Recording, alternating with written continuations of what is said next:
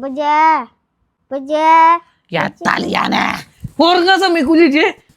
ഖലീഫ വെടിക്കെട്ട് കാണാൻ പോവല്ലേ? പൊരാറല്ലേ ഞാൻ ബുർജ് ഖലീഫ കോഴിക്കോട്ടങ്ങാടിയിലല്ല, ദുബായിലാണ്. നിങ്ങൾ മൂന്നാളും നീച്ച് പൊയ്ക്കാണി അവിടുന്ന് നേരെ ഉച്ച അയക്കണ്. എനിക്ക് ഇവിടെ അടിച്ചു തരണം. നിങ്ങളൊരു ബുർജ് ഖലീഫ ദുബായി വെടിക്കെട്ട് നിങ്ങളെ വാപ്പ കൊണ്ടുപോയിട്ട് നിങ്ങൾ അവിടെ ഒക്കെ കണ്ടത് തന്നെ.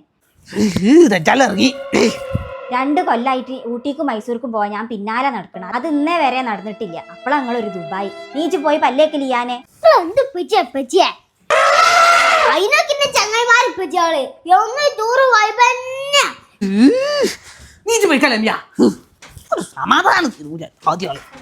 ഇതിങ്ങനെ വിട്ടാ പറ്റൂല.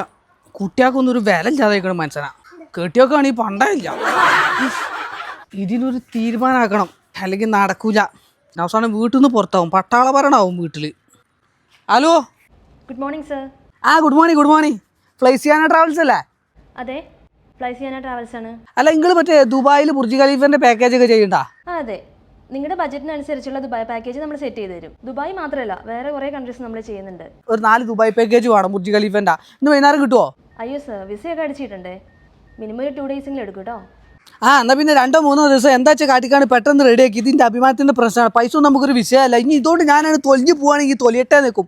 ഓക്കെ സർ, ഞങ്ങളെല്ലാം റെഡി ആക്കിയിട്ട് വിളിക്കാം.